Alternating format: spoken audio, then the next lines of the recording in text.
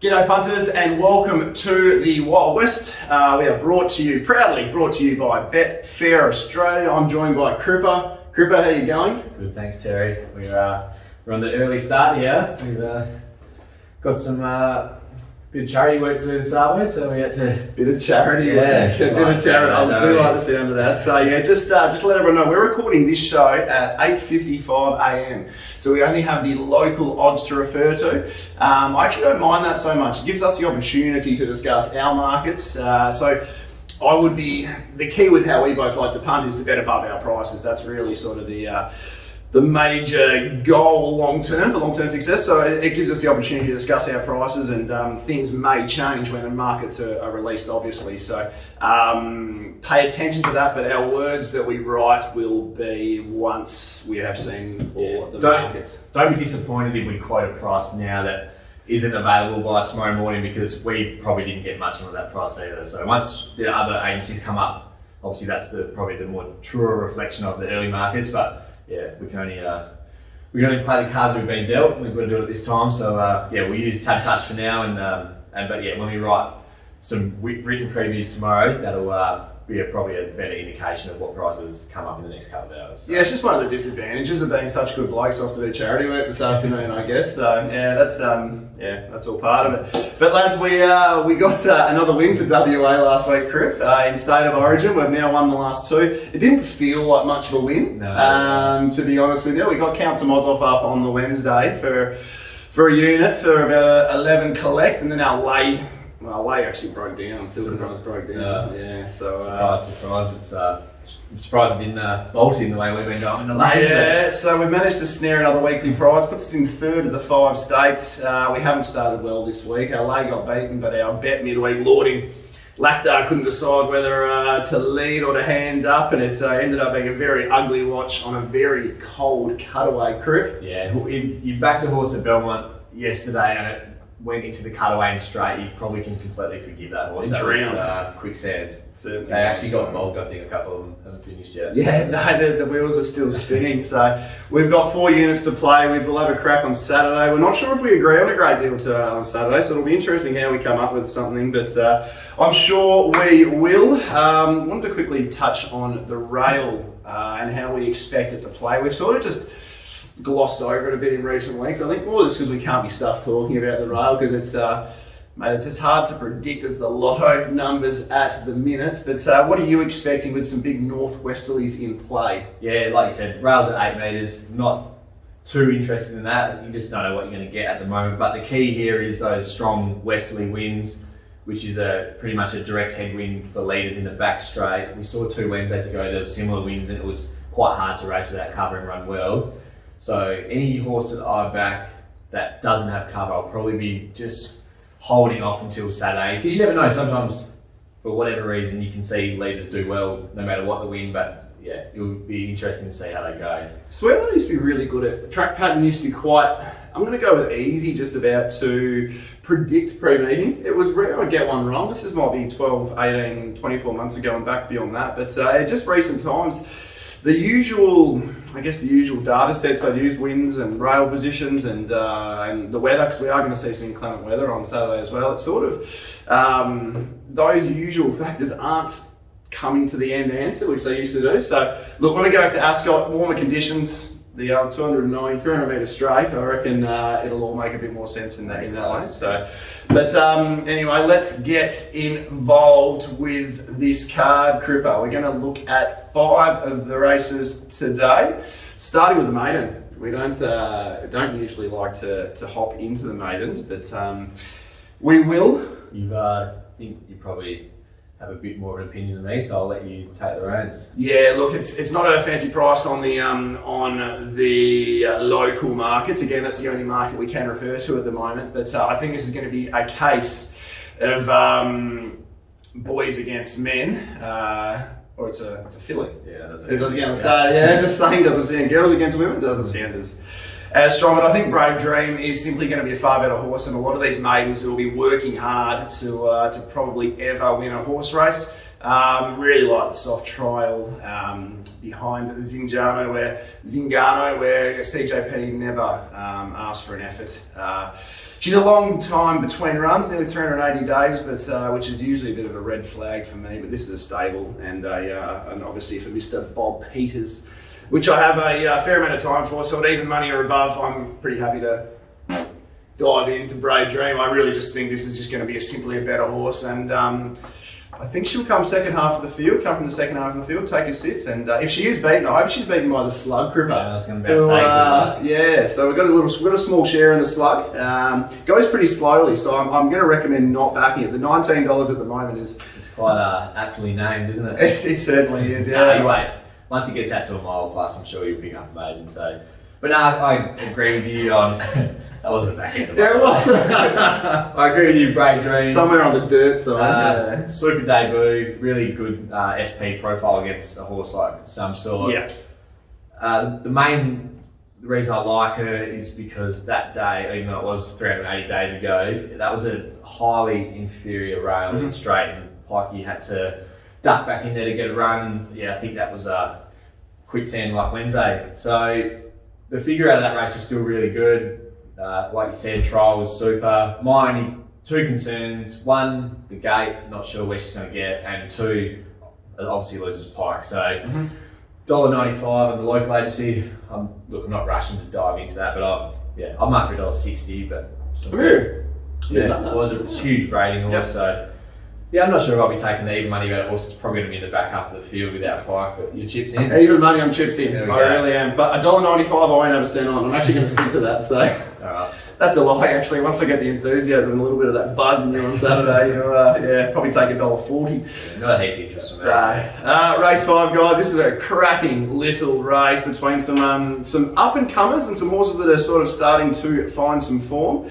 The two which are clearly at the top of my market, and the way I've priced it, one's a clear bet on current markets. And this is probably the greatest example of just monitor what the markets do and what betting does late, especially on the exchange.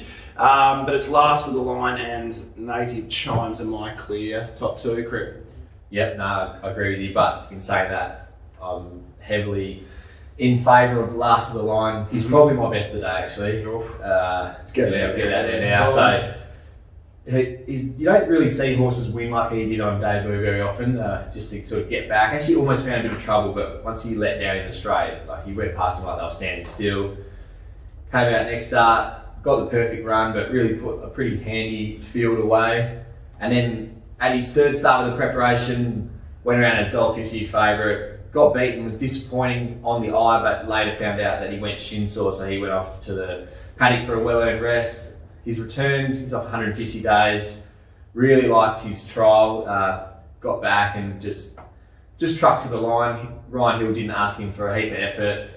Soft trial. It's a very soft trial. He's drawn barrier 1. I think he'll get the back of Peppy Jack, and if Ryan Hill can ride him in a similar manner to when he's win number 2, like I want that same run where you just get the box seat and get off the fence early. I reckon I just got a feeling the stable think he's a proper horse. Well, mate, it wouldn't be surprised if he starts his preparation with a bang. Yeah, I can see the map really suiting Last of the Line as well, because Spirit and Fire to me is the likely breeze horse here with the blinkers on. Spirit and Fire will probably be beaten by Peppy Jack on their last couple of runs. You'd suspect Peppy Jack will shake off Spirit and Fire, which really should open the door for Ryan Hill to jump out with Last of the Line. Current markets for me, I've actually priced Native Chimes a slight favourite, and I mean, if someone told me that a month ago that I'd be pricing Native Chimes favourite on a Saturday, I probably would have laughed at them. But I'm big on, and I often say this to you, you love my old wild tales, my old theories. This isn't a wild tale, this one so much, but I love looking at a horse's career after certain incidents. This had a 2-month freshen up. Money came first up in waves, and it won like winks. So that horse that it beats come out and won yesterday. Albeit fell in yesterday in a horrible field, but did win yesterday. Huge run against a pattern bar, or huge win against a pattern. Yeah, it was. Yeah, just breezed. It was a real confident ride after a real barrage of money as well. So, and then second up, dropped back to 1,200 metres, which made no sense for a horse who, especially from this stable, you would have suspected would get better with the further they go. But I think I think it was a case of Justin Warwick knowing how well she was going and wanting just to get her back to the races because you have any wins shed in her. So really good win back to the 1200, catching a leader who had a pretty soft out in front. Love the fact she's stepping back up to the 1400 here. Lands somewhere near the 1-1, somewhere near it. I can see Chrissy Parnham coming across with Enduring Moment, maybe sliding in. That's how well he's riding at the moment, that he can just put his horses wherever he wants to.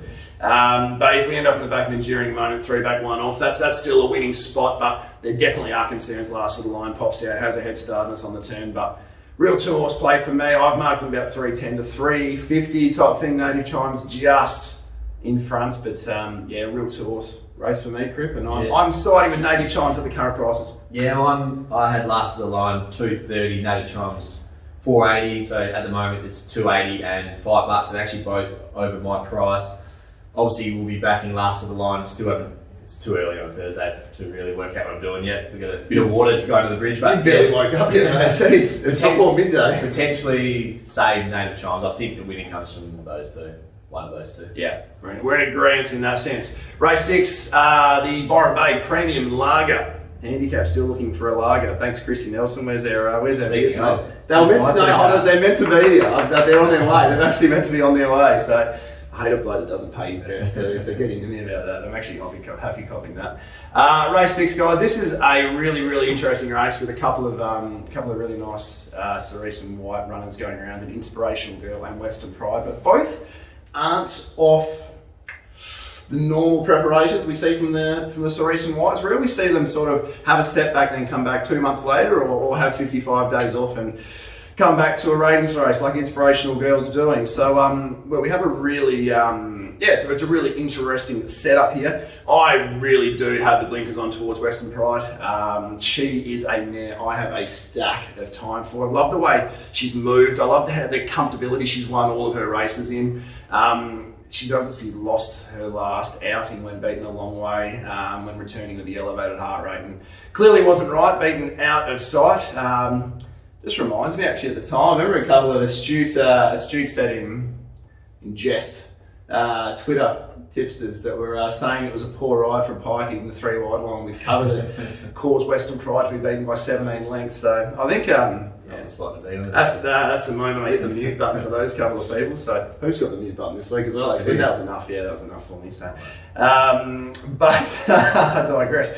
Western Pride's familiar with the 54.5 to Inspirational Girls 59. Really like the trial. Showed she has not feeling the ill effects of that poor run a couple of months ago. Expecting CJP to cuddle her up somewhere, sort of 3 back the fence. Somewhere in that type of line. She gets clear room with the 54.5. I think she's so hard to hold out. But I do want to save here. She's currently just short of $4. I've got her just short of 3, so comfortably about Patristic. Last time Patristic met Inspirational Girl, who's in this race obviously. Last time they met, Inspirational Girl won by under a length after a gem of a ride by W. Pike. It's a 7 kilo swing on that run, and I've got Patristic getting a really soft time but out in front. As Crip mentioned before, I don't think the big headwinds will suit a horse like Patristic who'll be leading over the 1400 metres. But that's something to monitor on the day. If for some reason the rail's playing hot and they're kicking on that rail really nicely, that's just such a big weight swing for Patristic in a real soft map with a horse like Count to Mozov who will come across and breeze, and Beau Count will be just there on the back. There could be a couple of roadblocks, so I don't think Patristic's knocking off a couple of sharp Cerise and Whiters, but at the current marks, nearly $4 and $7, that's a double play for me. Yeah, I don't have a huge opinion in this race. I knew one of the 2 of the Bob Peters horses would go up short. I'm marked them both 390. Inspirational Girl's 220, which looks short. Western Pride's 370, which is about on my price. I agree with Patristic, had that 3rd pick, but like you said, worried about the headwinds. Also, I think that when they met last prep, the Inspirational Girl was lightly raced. She's gone to another level since then. Yeah. But, 7 kilos, it's a lot of weight. It is a lot of weight. And the horse goes better for Christie than Troy as well. Yeah, and you just get about. The claim as well. So, yeah, if the wind wasn't having an impact on leaders, I think Patristic might be a horse that probably could get out to double figures. You expect there's going to be a fair bit of money. It's not a profile horse, is it? Not really. Greg Cave and Christy Bennett. Usually don't see a wave of money come for that combination. So maybe you could have something small each way, but sometimes with these Bob Peters horses, you just feel like you just know if one doesn't get you, the other will. There's not normally one gets you without having two in the race. So yeah, I'm not too interested. Western Pride, very keen. Yeah. If I don't get my prize, Brave Dream in the first, it becomes the best. Yeah, okay. Race 7, the feature race of the day, the Mark Nikoski, was it? The Nicopolis Stakes. What's this named after? Any idea? I actually tried to look it up and it was some Greek city, so I don't think Is that's it? right. Well, who knows? Maybe Corfu sponsoring some races finally. Interesting race. What have you got on top here, Crick? Yes, Cliffs of Comfort for me. So going a bit against the market. So current market, Celebrity Queen 245, Money Matters 380, which I think is very short. Cliffs of Comfort 380. Been support CQ since they opened. I know. You can see why. Like 100% really nice trial off on it, and a really fast time that trial was. Maps to land either box seat or 3-back defence. Mm-hmm. So what do you think if, because the instructions for Cliffs of Comfort from the barrier will be to jump, run, and make it a truly run event. If Celebrity Queen has to chase Cliffs of Comfort throughout, it'll be really interesting if she still has the ability to sprint past a horse who we know can just keep going and going and going. Yeah. And in my opinion, Cliffs of Comfort's a better horse, but if something does drop in front of Celebrity Queen, then you've got to navigate some. reminds me a bit of last week Long Beach, and this will test you on the Heroes. And I didn't give Long Beach much hope, and was sort of The market did. I got that one wrong. No. So they knew, and which could be the same here. But yeah, like I said, Cliffs of Comfort, just fine. Like last start went back to 1,000, got caught deep. Obviously, getting deep is not suitable, but the 1,000 metres just wasn't suitable at all. Joey tried to take a hook as well. You could tell he thought, and it's fair enough, it was the right ride at that stage of proceedings. Sit deep or maybe look for a sit. This is a horse whose strength is being able to jump, run and march for the entirety. I reckon Cliffs of Comfort gets 1,400, 1,600 type thing as well, like in time. So so it's just a complete forget run. Love the way, I actually really thought Cliffs of Comfort hit the line nicely. I was really happy with that run over 1,000 metres. Yeah.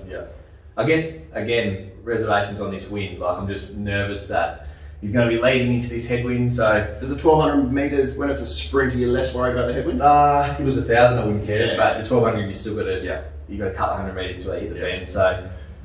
I don't know. This is likely an Origin bet because I've got Cliffs of Comfort 250 as well. So this is the way we're working Origin wise is to basically when we line up on one that's above our quotes, we tend to pop in with a reasonable size stake. That's been our tactics early on, and look, Cliffs of Comfort's in front for a long way here. I've got so much time for Celebrity Queen though. I was hoping Money Matters was even more highly thought of in the market. Even a horse like Highland Beat Multiverse coming out of group placings, listed placings, sorry. But I think this race will be won and run on that rail with Cliffs of Comfort and Celebrity Queen. But look, I've got Cliffs of Comfort a slight favourite too. So at 380, that's a really simple bet for me. Yeah. The other one I just want to touch on, Highland Beat, almost just got run down by Money Matters 2 starts ago, and then last start got caught 3 deep.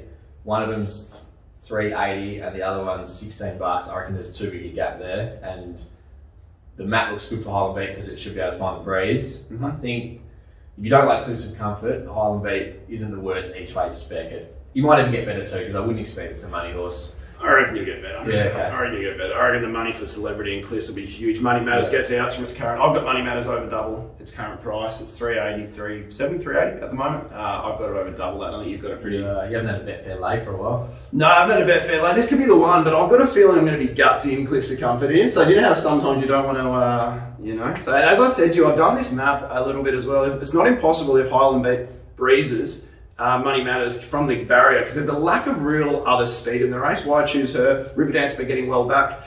Multiverse is drawn outside of Money Matters, and then you have Celebrity Queen who doesn't go super quick early. It's not impossible Money Matters can find the back of Highland Beat in the 1-1 or even get to the back of Cliffs of Comfort from barrier 7 and stalk Cliffs of Comfort. So I have some concerns in that sense, but I can't see Money Matters getting past the horses with 54 here. Or beating him home. And if Celebrity Queen has the back of Money Matters, there's only one winner from the 200, surely. Surely. So I reckon Cliffs of Comfort's going to get past no matter who's on its back. Mm-hmm. All right. I can't see Money Matters getting past Cliffs of Comfort. That's what I'm saying. Yeah, The only horse that gets past Cliffs of Comfort is Celebrity Queen. If I'm on Cliffs of Comfort and Celebrity Queen's on my back at the 200, I'm not ripping my ticket up. Though. No, 100%. Because Celebrity Queen would have had to work hard to get in that position as well. So whether she still has that finish. Final sprint, I guess remains to be seen. But yeah, Cliffs of Comfort, a lean for us both. Race 8, not a race I'm overly keen on, but you want to play one each way. Yeah, David, there isn't a huge amount of value. I just quickly want to touch on this race. I marked Ocean's 15 favourite. Thought his trial was really good. He looks hard to beat. But the one I'm keen to play on an each way basis is Bad Wolf. 2 starts ago, he was absolutely huge. He jumped well, was restrained, got right back, and really flashed home behind Lonsdale Lady. That's obviously the leading girl form, and Zero Demerits. I then Count Tomazov. there you go. Exactly, it's a good race. He then last start, I actually backed him and was quite keen at sort of the $6 or $8. He was not anyone's fault, but the way the track was, I love that. no, he was given none by the way the track played. He got the back of Not anybody's fault. got the back of Inflation, who also went backwards that day. That was the day when you just couldn't settle on the rail or be close to the fence in the straight. Only beaten 2 lengths. Inflation went horrible. Was beaten, almost ran dead last, and came out last Saturday and ran well. So I think you can just say how bad that track was that day. From Barrier 2, he's going to get that right run sort of in the first 4 or 5, and I just think at $10 he represents each way value. I've marked him about half of that. Yep, I can see where you're coming from. It's a really, really thin race, and Ocean's 15 is a horse where will start favourite, deserves to start favourite, but definitely lack a bit of trust in it. So if you can find some each way value, hopefully. Its last prep it didn't do a hell of a lot wrong, but just from what it did in its first prep, I thought it might be able to go to that next level. It just wasn't. Maybe a fresh horse potentially. I don't know, but geez, I wouldn't be too excited about jumping into Ocean's 15 at even money. So hopefully Cripper can blow the house down with Bad Wolf, eh? What do you reckon? I don't know that, but look, not going to have the house on, but worth a spec each way at double figures. Let's see if Goldilocks will be eating dinner that night, having some porridge or some mee goreng noodles. All right, guys, best bets of the day, Cripper. Best bet of the day, I'm going to go last of the line and back Hilly into get off the fence at the right time. Yourself? If I'm getting the even money about Brave Dream, it's boring, but as I said, I think it's boys against men, or where she's a mare. If we don't, Western Pride at the $4 or so. I'm really confident that Western Pride's a serious racehorse, and not many serious racehorses get beaten with low weights from good gates, Crip. So that's the way we'll go, pending the prices. Guys, remember to jump onto cripsracing.com.au to get his mail, to become a subscriber, etc., etc. Tips Count Tomazov the other day at 15-1, so there's plenty of winners in there, lads. A long-term profitable service. You don't find many of those that are actually recording correctly and not fudging their markets a little bit. So get involved, guys. If you want to hear the longer winded version, we've got Michael Heaton from Pierce Racing on the 1-1 Racing podcast with BJ Ryan and myself, which we'll be recording after this. Obviously all our hard charity work, but get involved in that as well, guys. Yeah, look, I guess when we record this so early, it's hard to dive into anything with complete confidence because we just don't know what the true price is going to be. So make sure you have a look for words that, so Betfair put up the video, then the words will be next to it. We'll do the write-ups based on what the odds are at 2 or 3 this afternoon when it's a bit fairer. So yeah, have a look out for that. Thanks for tuning in again. Any questions, hit us up on Twitter, and until then, gamble responsibly.